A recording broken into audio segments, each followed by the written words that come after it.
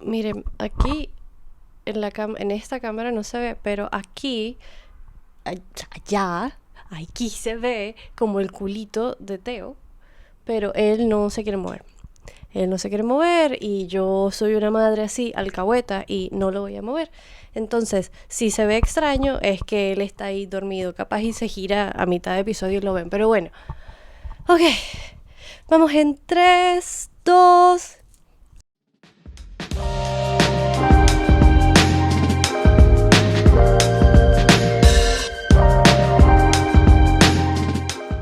Bienvenidos a un nuevo episodio de Memorias Nómadas Podcast, un podcast para hablar de la migración, los momentos canónicos y la vida lejos de casa.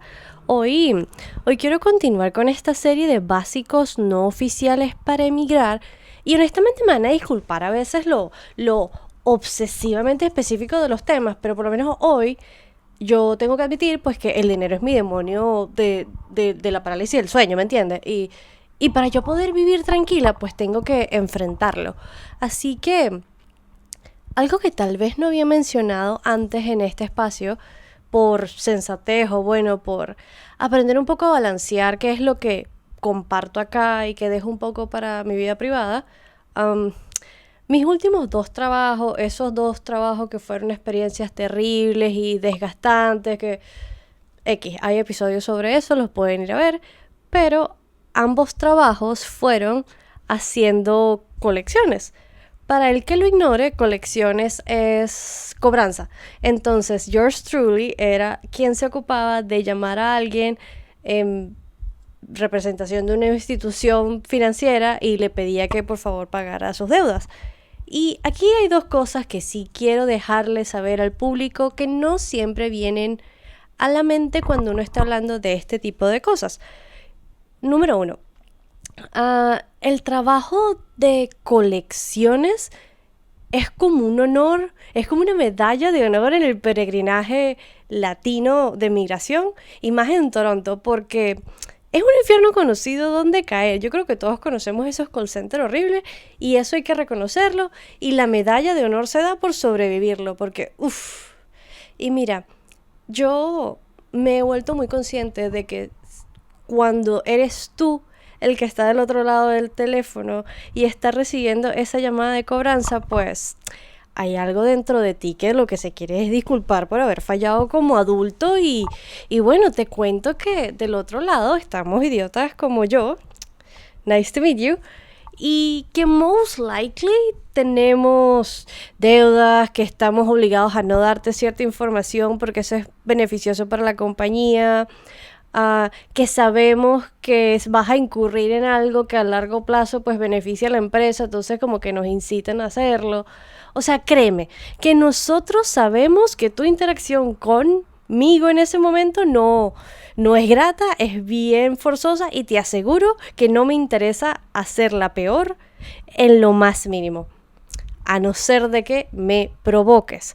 Porque la verdad sea dicha, al tú irte de tu país, pues te das cuenta que la educación financiera en Latinoamérica es extraña, porque el sistema funciona de manera completamente diferente a lo que hay aquí.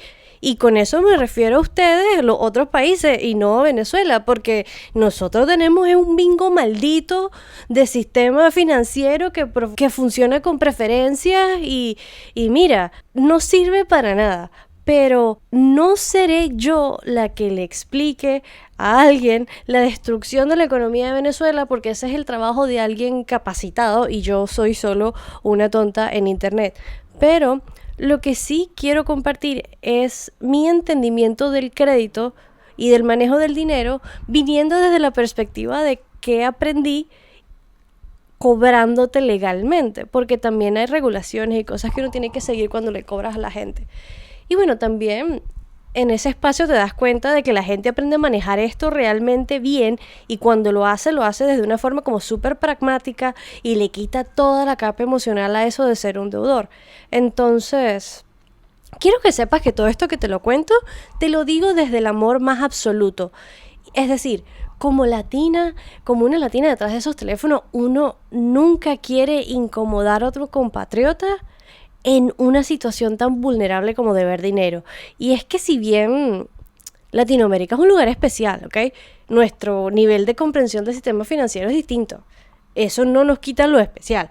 Así que antes de que entremos en materia, por favor, sí te quiero pedir que nos sigas en redes sociales, ya que nos vas a encontrar en Instagram y en TikTok como Memorias Nómadas Podcast, y suscríbete a nuestro canal de YouTube y dale a la campanita para que no te pierdas ninguno de nuestros episodios. Y le quiero dar muchísimas gracias a la gente que ya nos sigue y nos apoya en redes sociales y en este canal también. Los veo y los adoro, muchachos, de verdad me hacen la vida. Ahora bien, para darle un poco de contexto a aquel que me escuche por primera vez, los últimos 2 años de mi vida profesional trabajé en compañías que se ocupaban de hacer colecciones. Una era un concesionario y otra era un banco. Y si bien cuando uno escucha esto tú pensarías, oye, pero no deberías tener como alguna educación financiera, haber ido a la universidad para algo, no necesitas tener educación en finanzas, pues no really. Principalmente solo necesitas aprender a escuchar, de verdad. Te sorprendería muchísimo lo repetitivo que se vuelven ese tipo de interacciones. Pocas veces vas a escuchar un caso que realmente te sorprenda, que te vuele la tapa de los sesos. Pero el día a día tienes que tener claro sencillamente que es un bulevar de sueños rotos y que si no desarrollas como la flexibilidad emocional, te pueden pasar 2 cosas. Una, que creo que es la peor, si me preguntas a mí, que te haces increíblemente indiferente a todo y eso cambia a las personas por dentro y no lo recomiendo. O, que me parece la más acertada, pues, ganar inteligencia emocional.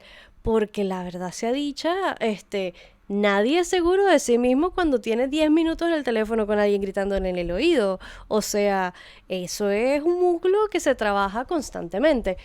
Entonces, una vez tú empiezas a trabajar como en este tipo de cosas, y más cuando tienes que hablar con clientes directamente, te dicen que sigas tu guión. Te das cuenta que solamente tienes que seguir el guión y que el requerimiento básico está en la comprensión lectora. Y quiero aclarar que digo eso desde el respeto más absoluto y no como un insulto. Pero cuando pasas ahí tanto tiempo te das cuenta de que es terriblemente cierto, de que todo es increíblemente predecible y está todo súper controlado. Para poder hacer este trabajo lo que necesitas es adaptar esos scripts a cómo usarlos, a cómo tú decírselos a la gente como una obra de teatro. Es aterrador cómo a veces las corporaciones tienen tan claro qué necesitan obtener de ti para saber si van a conseguir su dinero de regreso o cuánto le vas a costar como deudor y cómo lo van a manejar al respecto.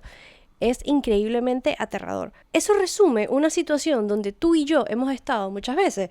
Mira, tienes que enviarle dinero a tu familia en Latinoamérica, contabas con un trabajo que te quedó mal, mira, honestamente no llegas a fin de mes para cubrir un pago del carro de la tarjeta, o sea, todos hemos pasado por allí.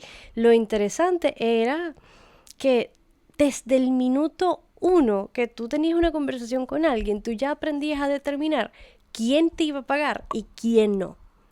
Por ejemplo, siempre me pareció adorable cuando una persona mayor pues me llamaba en el banco a dejarme saber que mira, que este mes él no me podía pagar. Este mes él no me podía pagar, pero que él sabía y nos quería dejar saber para no parecer un delincuente. Y a mí lo que me rompía el alma una y otra vez era que bueno, que para el sistema si tienes más de 30 días de no pago eres delincuente, punto, y se acabó. No hay más nada que hacer. Ya tú, para el sistema, eres un delincuente. Y eso significa exclusivamente que no has recibido pago en 30 días. Pero en el subconsciente del latino, y más creo que a los que nos vinimos a países anglo, que no hablamos español todo el día, pues la sensación de ser asociado al término delincuente es pesada para el latino en general y te pone súper a la defensiva. Y claro, porque es que imagínatelo así, tú estás en el momento 664 del calvario de emigrar y te toca hacer esa llamada al banco o al concesionario que te está llamando para amenazarte para quitarte el carro. Ya tú te sientes increíblemente vulnerable y de alguna forma tener que deber ese dinero valida un poco que tú estés en esa situación y de alguna manera te sientes como que tú te buscaste ese calvario y que bueno, ¿por qué te estás quejando? Sarna con gusto no pica.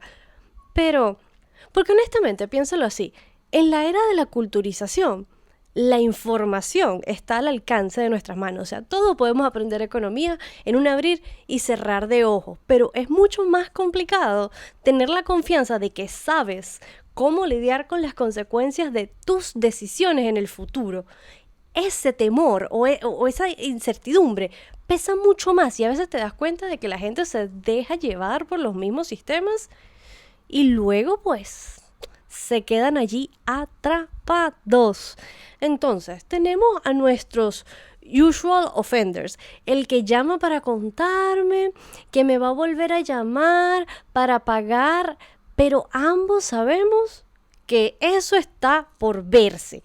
Por lo que me va a llamar el día antes de la fecha del cobro, angustiado para hacer un pago mínimo y rogarme que para que porfa yo no le haga los cargos de retraso y confiar de como él es un loyal customer, pues va a obtener una flexibilidad en el enforcement de su contrato. Y algo que a mí me preocupa todos los días es que yo trato de apoyar a los seres humanos a mi alrededor a enforzar su dignidad. De verdad lo hago, de verdad me doy golpes de pecho para hacerlo. Pero, y en esa situación no hay nada que yo pueda hacer para defender tu dignidad. Y yo estoy clara que tú necesitas que yo tú necesitas que yo no te cobre esos $15 de late charge, pero si me debes 175 y oye, esos 175 pueden ser desde una cosa tan loable como el préstamo bancario de la operación de tu abuela en Venezuela, hasta el iPhone 17 que te lo compraste a 64 meses con 34% de interés. Mira, es lo mismo. Yo estoy completamente segura de que tú me estás pidiendo que no te cobre eso para tú cenar ese día, por ejemplo. Pero es que la realidad silenciosa es que no importa el calor humano que tú le agregues a esta relación. Aquí nos vamos a entender basados en el poder adquisitivo que tú tengas. Y ya creo que todos estamos claros en 2026 que los árboles de billetes no existen. Y la verdad sea dicha, todos conocemos a una persona que no puede dejar pasar un ofertón para sacar el iPhone cuando lo lancen right away porque, mira, porque lo puede hacer. Y no es mentira, o sea, aquí en Norteamérica sí se te incentiva mucho a que tú uses estos plazos, los créditos, los financiamientos muy abiertamente. O sea, hay demasiadas opciones. Affirm, Klarna, incluso los bancos te dan cosas. O sea, hay demasiada oferta. Ahora bien, mi usual offender, por ejemplo, haría esa cosa tan típica del latino, que es contarme su vida entera en orden de que yo le salve la vida quitándole ese late fee de los $15. Y honestamente, tú llegas a escuchar cada barbaridad, el que llega a un punto del estoicismo, que es la única solución factible. Y honestamente, o sea, el 98% de las veces tú lo quieres hacer. Y evidentemente, tú sabes que ese cristiano que está del otro lado del teléfono necesita una mano amiga, pero más allá de eso, a veces solamente necesitaba que alguien lo escuchara. Porque tú te das cuenta del teatro emocional que es hacer colecciones y ya que, por ejemplo, en el caso de que alguien que emigró a Norteamérica tiene que consumir, o sea, tiene que asumir ciertos riesgos en su proceso de asentarse aquí. Cosas como un préstamo grande que sí para, no sé, un tratamiento médico, abrir un negocio, sacar un carro para hacer Uber o para llegar a la oficina porque vives en un sitio donde el transporte público no es tan bueno. O sea, te das cuenta de que la gente en ocasiones no revisa los términos de las cosas que firma en sus contratos, básicamente no sabiendo dónde se están metiendo. Entonces tú escuchas que alguien no tiene la menor idea de lo que le está pasando y tú tratas de guiarlo lo mejor posible, pero aún así queda un vacío dentro de ti. Ojo, esto ocurre también porque la gente firma unos contratos en inglés confiados de que esta es una relación personal que ustedes están estableciendo porque ustedes son la tapa del frasco. Mira, Aquí te están evaluando es tu manejo del dinero, nada más y nada menos. A mí no me importa cuántos amigos tengas tú, no te van a dar una tasa preferencial por eso. Así que si vives en Norteamérica y escuchas este podcast, quiero dejarte como algunas sugerencias de cosas que puedes hacer para hacer que tu historial crediticio no se ahogue en el consumismo operacional. En Canadá, por ejemplo, abrir una cuenta bancaria es muy sencillo. Necesitas solamente tu pasaporte como una identificación privada y dependiendo del estatus que tengas acá, visitante, residente, whatever, tienes más o menos acceso a algunos productos financieros o están Klarna, Affirm, cosas que son un poco menos formales. Pero lo principal que sí le quiero decir a la gente es que no se dejen intimidar, muchachos. No dejen que los obliguen a firmar algo que ustedes no están convencidos de firmar. Otra cosa que es relevante es que leer es fucking fundamental, mano. Entender conceptos básicos de economía, el per diem, la tasa anual de interés, los pagos mínimos, los principal payments, cómo funcionan. Son cosas que eso se puede aprender en YouTube sin sudar. Son 20 minutos de un videíto y te vas a ahorrar malos ratos, sorpresas inoportunas, cosas de contrato, whatever. Por otro lado, el crédito o tu historial de crédito, como se diría en español correctamente, en inglés cuando tú te refieres a él, you says credit. Oh, I'm talking about my credit. What is your credit score? Pero este credit es la reputación donde una institución mide la inmediatez en donde ellos van a recuperar su dinero y el beneficio. That's it. Eso no dice nada de tu calidad personal. Y sí quiero aseverar en el espíritu secretista de esto, porque honestamente yo siento que aquí todos vivimos muy preocupados por nuestro credit score, pero no saber exactamente cómo mejorarlo o qué es lo que exactamente hacer, y si respiras mal pues te quitan puntos. O sea, tener un credit score alto es un flex que únicamente quien llegó a este sistema como de golpe entiende el flex que puede llegar a ser, honestamente. También hay cosas que puedes mantener en mente para evitar que eso afecte tu historial de crédito, ¿no? Cosas básicas como la antigüedad dentro de la institución financiera donde estás, tu historial de pago, la utilización del crédito, este tipo de cosas. Y lo último que creo que es relevante mencionar es que el latino promedio, mira, y esta es mi opinión personal, ¿ok? Quémenme si quieren, pero el latino promedio es bien aspiracional. Tú quieres el iPhone más reciente, tú quieres el carro más lujoso, tú quieres la computadora más arrecha que existe. Y yo creo que esto ocurre como una reacción, claro, de que uno está cansado de la precariedad que tú tienes que lidiar con Latinoamérica en distintas latitudes, ¿no? Pero existe una diferencia abismal entre el relato de cómo se obtienen esas cosas y el costo real de las mismas. Y esto ocurre también por un millón de motivos, ¿no? O sea, el clasismo latino que siempre tiene un lugar en cómo actuamos una vez nos vamos del país, la narrativa mediática del éxito medido en poder adquisitivo, y tú para de contar. Pero para mantener esto concreto, mostrarle a tus amigos el back home o a tus familiares, no sé quién haría eso, pero entre gustos colores, mostrarle a la gente lo bien que se está yendo en redes sociales únicamente porque no repites cartera toda la semana o usas velitas diptyque porque en tu casa tu bienestar es lo más relevante para ti y esa sensación de control es genial. Mira, yo te digo una cosa, eso va a ser una sensación bien pasajera y vas a comenzar a perseguirla más y más. Y si me preguntas a mí, es preferible estar triste y consciente que triste, consciente y con la agencia de colecciones tratando de encontrarte. Por lo que, lo último y con lo que voy a cerrar este episodio es que esto, si bien tú que me escuchas eres un adulto, ¿ok? Tú puedes hacer lo que tú quieras. De verdad, yo voy a ser la primera alcahueta porque yo soy esa amiga que da el consejo, pero si tú quieres meter la pata, métela, la metemos juntos, no hay ningún problema. Pero tú que me escuchas, tú puedes hacer lo que tú quieras. Piensa esto. Si tú ya te viniste para Canadá, por ejemplo, que es un proceso migratorio largo y es un compromiso como pesado y heavy, si empiezas a acumular este tipo de tropiezos financieros, pues no se van a ir. se van a quedar contigo y solamente te van a dificultar las cosas down the road. Hoy en día un landlord, por ejemplo, te puede pedir un historial de crédito para rentarte un cuarto. Y eso no ocurre únicamente si tú vas a rentar como una casa seria con una mobiliaria, no. Esto ocurre en cosas de Facebook Marketplace, o sea, es terrifying, pero no entremos en eso. Lo que te digo es que tener 34 años y no tener acceso a una casa hace que todo sea un pelo más cuesta arriba. Y yo creo que en la comunidad latina pues existe un poco esa matriz de opinión que es bien beneplácita con el deber dinero. Pagar los pagos mínimos y no darte mala vida, sencillamente ignorarlo si puedes, si te puedes esquivar una cuota pues te la esquivas, tú te devuelves a tu país y dejas eso aquí.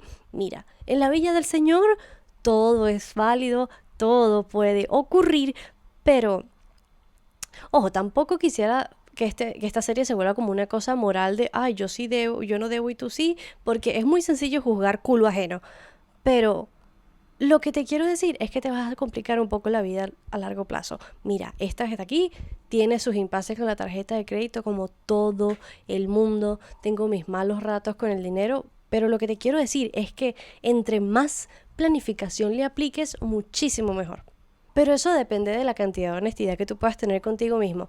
Y creo que antes de tú pedirle a alguien que maneje tu dinero, tú deberías entender qué manejo de tu dinero se está aplicando. Por lo que si te quedaste hasta aquí porque estabas esperando pues consejos de bitcoins, jaja, but that's your bad. Pero sí aprecio mucho tu compañía, que te hayas quedado conmigo hasta acá.